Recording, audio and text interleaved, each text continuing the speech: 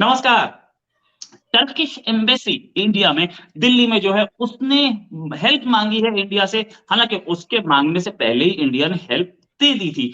यहाँ से दिल्ली के करीब गाजियाबाद से हिंडन एयरबेस से हेल्प गई थी, आगरा के बेस से हेल्प गई थी।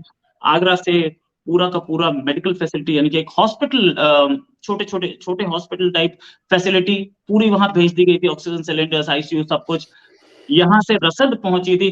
फिर भी उन्होंने बोला है कि हमें हेल्प चाहिए और क्या विंटर क्लोथिंग चाहिए, बच्चों की और बड़ों की, स्वेटर्स, ट्राउजर्स, ग्लव्स, स्कार्फ्स, साथ में टेंट्स, बेड्स, यहाँ तक कि diapers, hygiene products, women sanitary pads, ये तक मांगी है। हम बिल्कुल टर्की में जो हालत है उस हिसाब से टर्की को हेल्प की जरूरत है और हम जरूर करेंगे। इसी हेल्प पे बात करने के लिए हमारे साथ आलोक रंजन है। आलोक जी सीनियर जर्नलिस्ट हैं और मेरी मेरी खुशकिस्मती है कि मैं इनके साथ एक चैनल में साथ काम भी कर चुका हूँ। आलोक जी, बहुत बहुत स्वागत आपका हमारे शो में। पहली चीज आलोक जी, हम तो ऑफकोर्स हम तो थैंक यू सभी रोहित को भाई। हेल्प, थैंक यू आलोक जी हम तो जी। सभी को हेल्प करते हैं, हमने पहले भी की है और अब भी कर रहे हैं। लेकिन ये वही कंट्री है जो कि हमसे हेल्प मांग रहा है, जिसने हमारे खिलाफ इतना कुछ बोला था। मैं ये नहीं बोल रहा कि हमें हेल्प नहीं करनी चाहिए, हमें करनी चाहिए। तो ये भी तो होना चाहिए कि इस टर्की को भी थोड़ी सी शर्म आनी चाहिए, पहले इन्होंने क्या क्या किया था। देखिए रोहित, हम सबको एक कहावत जरूर याद रखनी चाहिए और भूलनी नहीं चाहिए कि कभी ऊंट पहाड़ के नीचे, कभी पहाड़ ऊंट के नीचे। तो ये आज तक जो अपने आप को ये पहाड़ समझ रहे थे कि हम जी पहाड़ है और हम पाकिस्तान के साथ हैं और कश्मीर तो जी पाकिस्तान का हिस्सा है और हम साथ में रहेंगे। तो आज इनको इस कहावत का असली मकसद समझ में आया होगा, असली मतलब समझ में आया होगा कि आज पहाड़ को भी ऊंट के नीचे आने की जरूरत पड़ गई है। ये तो हो गई कहावत की बात। और ये बात बिल्कुल सही है। एक लंबी चौड़ी लिस्ट जारी की है जो टर्किश एम्बेसडर हैं, उन्होंने ट्विटर पर एक तरह से ये क्या कहें, मैं कहूं कि अपील करते हुए कि भाई हमें वो लिस्ट तो आपने थोड़ी बताई। Overcoat, raincoat, boot, sweaters, trousers, gloves, scarfs, beanies, socks, underwears, tents, beds, mattresses, blanket, sleeping bag, thermos bottle, baby formula, diapers, मतलब आप समझ रहे हैं कि आपके जरूरत की हर चीज जो अभी चाहिए वो आप इंडिया से मांग रहे हो। और ये वही इंडिया है जिसके खिलाफ आप जहर उगलते हो, आप यूएन में जहर उगलते हो। जिस मंच पर पाकिस्तान आपको कहता है, आप पाकिस्तान के हाथों कठपुतली बन के वो जहर उगलते रहते हो, जबकि आपका कोई संबंध कश्मीर इशू से नहीं है। सिर्फ इस बात पर, चूंकि सऊदीया के खिलाफ जो है जो ब्लॉक बन रहा है उसमें पाकिस्तान आपका साथ दे रहा है, आपका और सऊदीया का नहीं पड़ती है। तो आप उस ब्लॉक के में चूंकि पाकिस्तान आपका साथ दे रहा है, उसको भी अपने भाई मफाद है, अपने फायदे हैं, तो अब आपको उसका साथ देना पड़ा। लेकिन अब यही चीज आपने कश्मीर कश्मीर तो किया है, लेकिन हम ये सब भूलकर, ये सब कुछ छोड़कर मानवता के लिए, ह्यूमैनिटी के लिए हम आपकी मदद कर रहे हैं और हम करते रहेंगे। हम तो सीरिया की भी मदद कर रहे हैं। सीरिया में अभी तक हमने शायद, जहां तक मुझे रोहित याद है, 6 अपने एयरक्राफ्ट हम भेज चुके हैं वहां पे। और जो आप हॉस्पिटल की बात कर रहे थे, 30 बेड का हॉस्पिटल, फील्ड हॉस्पिटल सेट कर दिया है 24 आवर्स के अंदर। हमारे जो एनडीआरएफ के जवान हैं वो 24 घंटे लगे हुए हैं, वहां से लगातार तस्वीरें आ रही हैं, लगातार वीडियोस आ रहे हैं जिसमें हमारे जवान लगातार उनकी जान बचा रहे हैं। तो अब अगर टर्की को जरा भी शर्म आए तो अगली बार जब वो कश्मीर पर पाकिस्तान का साथ देने जाए तो कम से कम शर्मिंदा होकर ये याद करे कि भैया मुसीबत में भारत ही काम आया था, दोस्त बना था। ऑपरेशन दोस्त हमने नाम दिया इसका, आपने ही कहा, आपके एम्बेसडर ने कहा था कि दोस्त है इंडिया। और अगर अगली बार जब आप जाएं तो थोड़ा अगर शर्म बची हो, थोड़ा लिहाज बचा हो, तो थोड़ा ठीक से बात करें आप, और कश्मीर मुद्दा जो है वो उसको छोड़ें। राइट। अर्दोगान का सपना था, अर्दोगान वो सपना लिए घूम रहे थे कि मैं मुस्लिम वर्ल्ड का खलीफा बन सकता हूं। उनके ये सपने के साथ साथ इमरान खान भी वही सपना लिए घूम रहे थे। इमरान तो गायब हो गए, अर्दोगान बचे हैं। अच्छा, हम लोगों का ये है कि भाई अर्दोगान का सपना था जिसके लिए वो मुस्लिम वर्ल्ड पे इतना कुछ बोल रहे थे या कश्मीर पे बोल रहे थे, तो उसका अर्दोगान की गलती की सजा वो बच्चा को भुगते जो अभी अभी रबल से बाहर निकला है। ऐसे भी बच्चे हैं जो कि अभी पैदा ही हुए हैं और मतलब अभी तक वो प्लेसेंटा नहीं काटा गया है, अम्बिलिकल कॉर्ड नहीं काटा गया, वो बच्ची मां से कनेक्ट ही है, वो भी निकली है। हम उन बच्चों को हेल्प कर रहे हैं। आगे अगर बात करें तो ये जो पूरा का पूरा एरिया है मिडल ईस्ट का और सेंट्रल एशिया का, इसमें वैसे भी इंडिया की प्रेजेंस बहुत स्ट्रांग दिख रही है। अब आई टू यू टू अगर बात करें तो यूएई भी वहां बैठा है, इसराइल भी बैठा है। अब हमें उम्मीद है कि टर्की अब नहीं बोलेगा, उसे समझ में आ गया इंडिया क्या है। और वैसे भी वो जिस भिखारी का साथ ले रहा था वो तो खुद कटोरा लिए घूम रहा है। उनके प्राइम मिनिस्टर का कैंसिल करना पड़ा ट्रिप। हालांकि ये खबरें आ रही हैं कि वहीं से टर्की से ही बोला गया कि मत आओ भैया, बिल्कुल तो क्या हम रोहित, इसको मान सकते हैं? मैं इसी बात पे आने वाला था। ये मैं लाने ही वाला था, आपने इस बात को छेड़ दिया। ये कैंसिल नहीं हुआ है, ये टर्की की तरफ से कहा गया कि भैया तुम्हें आने की जरूरत नहीं है यहाँ पे अभी। तुम आओगे, स्टेट विजिट पे आओगे, प्रोटोकॉल देना पड़ेगा, और फिर जो तुम्हारी वो भिखमंगी वाली आदत है अभी क्योंकि वो तो पहले से तय हो जाता है ना कि क्या बात होगी, किस तरह बात होगी, जो पूरी लिस्ट होती है वो तैयार होती है। तो उस लिस्ट में तो भीख मांगना भी था टर्की से। तो शहबाज शरीफ साहब को शर्म थोड़ी ना आती, भले वहां पे अर्थक्वेक से जो भी पंगे हुए हैं, लेकिन वो जाते तो अपना काम पूरा करके आते कि भैया कुछ दे दो। तो टर्की ने कहा कि ये इस्लाम के नाम पर, मजहब के नाम पर ये मांगे और बिरादरहुड का वो दिखाए, उससे पहले इनको मना कर दो। तो इनको मना कर दिया गया कि भैया आपको आने की जरूरत नहीं है। और मैं आपको एक मजेदार बात बताता हूँ, अजरबैजान के पीएम भी गए वहां पर और उनको मना नहीं किया टर्की ने। अजरबैजान के पीएम गए और वहां जाके कंडोलेंसेस की, श्रद्धांजलि दी, दुख जताया, और जो भी मदद देने की बात है वो उन्होंने बात कही। तो आप सोचिए कि अजरबैजान के पीएम को आने से नहीं रोका जा रहा, लेकिन पाकिस्तान के पीएम को आने से मना कर दिया गया। तो टर्की के ऑफिशियल्स ने ये मना किया है, और ये खुद पाकिस्तानी मीडिया ये बात कह रही है।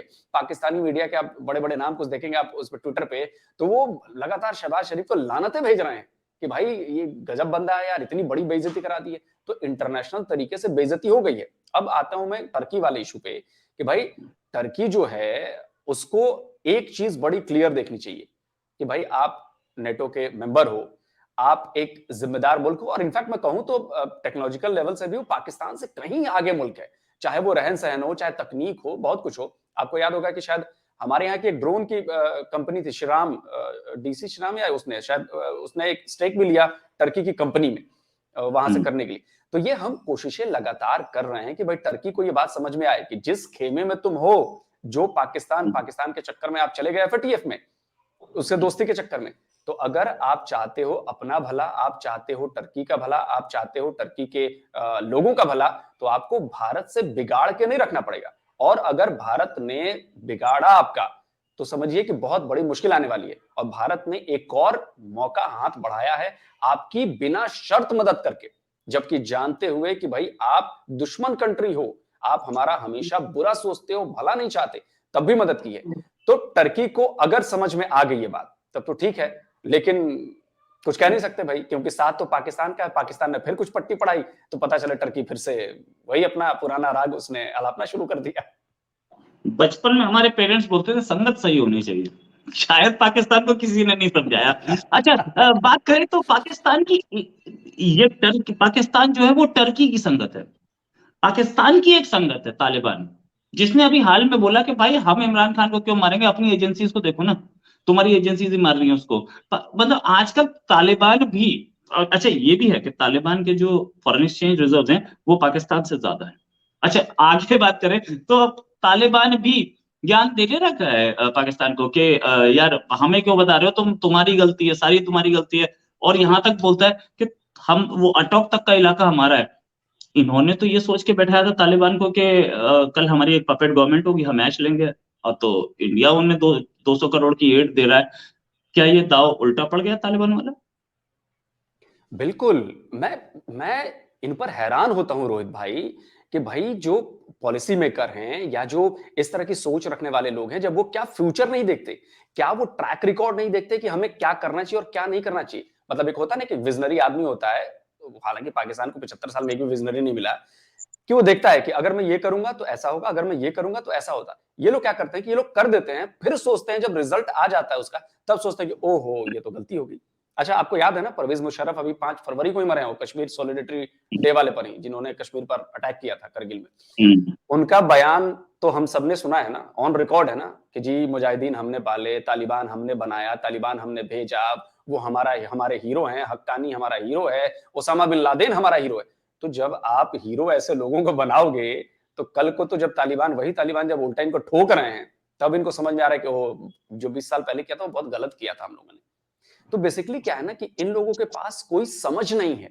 अगर समझ होती, इनको मुल्क तो इन्होंने ले लिया, लेकिन इनको मुल्क चलाया कैसे जाए, उसको रन कैसे किया जाए, उसको ग्रो कैसे किया जाए, इसका कोई विजन 75 साल में पाकिस्तान के नेताओं को नहीं है। एक भी नेता पाकिस्तान की जमीन पैदा नहीं कर पाई जो इनको रूल करे और ढंग से रूल करे, डेवलप कराए। नहीं तो आप देख लीजिए कि 50-51 साल हुए ना बांग्लादेश को अलग हुए, आज बांग्लादेश उनसे कहीं आगे है। और चलिए अभी मुश्किल उसको भी पड़ी है, वो आईएमएफ से लोन लिया, आईएमएफ से लोन उसको जल्दी मिल गया। इधर 9वें दौर की बातचीत के बाद भी अभी तक मिलेगा कि नहीं मिलेगा, इसी में अभी जान अटकी पड़ी है शहबाज शरीफ की।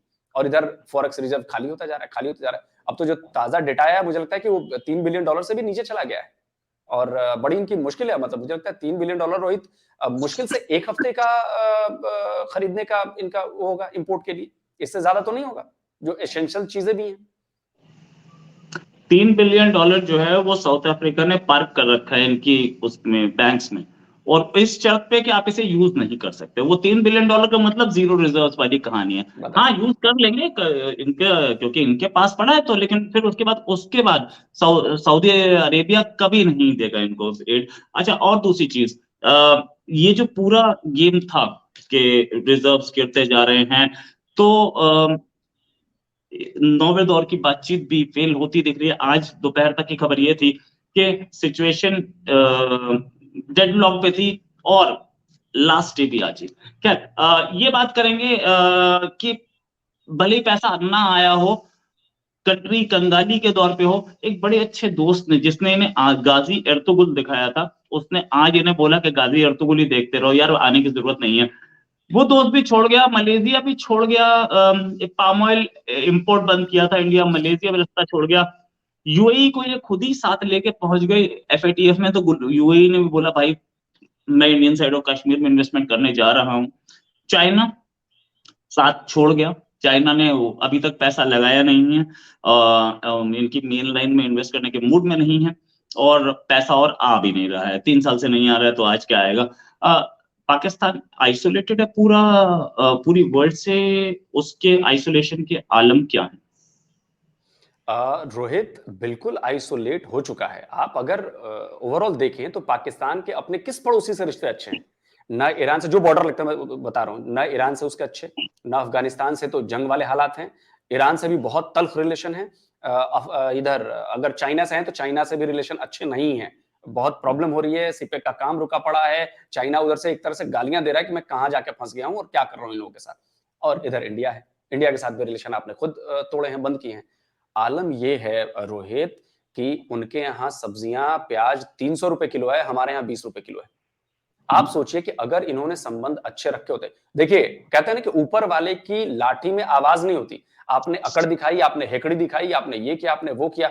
अजी जनाब 370 तो इंडियन कॉन्स्टिट्यूशन के अंदर आता था ना जम्मू कश्मीर के लिए, और उस पर लिखा हुआ है टेम्पररी। तो जब इंडियन कॉन्स्टिट्यूशन के हिसाब से चीजें बनी थी और उसको इंडिया के कॉन्स्टिट्यूशन के हिसाब से हटा लिया गया, तो बेगानी की शादी में अब्दुल्ला दीवाना होकर इमरान खान ने बंद कर दिया सब कुछ, सारे संबंध तोड़ दिए। अभी ताजा बयान भी वही आया कि जब तक 370 हटेगा नहीं हमारे टाइज नॉर्मल नहीं हो सकते। तो भाई आपने लोग कुल्हाड़ी जो है वो पैरों पे मारते हैं, आपने तो अपना सर कुल्हाड़ी पे दे मारा है, और उसका असर देखिए आज पाकिस्तान की जनता त्राहिमाम कर रही है। रोटी मैंने सुना कहीं से खबर पढ़ रहा था 20 रुपए की रोटी हो गई है सर। आलू जो है वो 150 रुपए किलो मिल रहा है, दूध का आता पता नहीं है, वो जो घी कहते हैं उनके यहाँ, घी नहीं बिल्कुल वो डालडा जिसे हमारे यहाँ कहते थे, डालडा वनस्पति जो घी होता है, वो 500 रुपए का मिल रहा है। आप सोचिए कि पाकिस्तान के सियासतदानों ने अपनी अकड़, अपनी जिद और अपने गलत फैसलों, विजन का ना होना, उसकी वजह से पाकिस्तान को ये किस मतलब क्या को किस दर पर लेकर आए हैं? दर पर लेकर ये आए हैं कि उनके फाइनेंस मिनिस्टर को कहना पड़ रहा है कि जी अब तो अल्लाह ही बचा सकता है, और वो भी नहीं बचा रहा। 75 साल में उसे भी बचाना होता तो अब तक बचा चुका होता। आपने रास्ता गलत चुना है, आपने हर जगह लालच देखा। आप अगर अफगान वॉर में गए तो आपने अपना लालच देखा, आपको डॉलर्स दिखे, आपने अमेरिका का साथ दिया। उसका नतीजा क्या हुआ? अफगानियों के प्रति मतलब अफगानियों में आपके प्रति नफरत भर गई, क्योंकि आपने उनके खिलाफ जंग। भाई आप तालिबान हो चाहे कोई भी हो, वहां पे जब बम बरस रहे हैं तो अफगान की जमीन पर बरस रहे हैं ना, और वो बम बरसाने वाले विमान कहां से उड़ रहे हैं? वो उड़ रहे हैं यहाँ के बेसिस से, यहाँ का एयर स्पेस इस्तेमाल कर रहे पाकिस्तान का। आपने वहां पर पपेट गवर्नमेंट बैठाने की कोशिश की। मुझे याद है रोहित, आपको भी याद होगा कि जब तालिबान का कब्जा हुआ वहां पर, तो पाकिस्तान से मतलब कमेंट इतने आए मेरे पास कि अब देखो हमने उखाड़ फेंका तुम्हें और ये कर दिया वो कर दिया। 6 महीने में सूरत बदल गई, साल भर में तो बिल्कुल 180 डिग्री पे उल्टा हो गया। वहां जंग के हालात हो गए और इधर अफगानिस्तान कह रहा है कि जी आपका स्वागत है इंडिया का, कि आइए आपके जो 20 प्रोजेक्ट बचे हैं उसको पूरा करिए। इंडिया ने भी कहा कि बिल्कुल चलते हैं यार, वहां पे काम करते हैं, और काम चालू हो गया है, काम चल रहा है।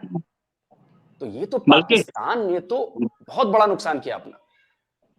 बल्कि अशरफ गनी गवर्नमेंट जो थी, उसके टाइम पे अशरफ गनी गवर्नमेंट पाकिस्तान के सैनिक तो नहीं मार रही थी।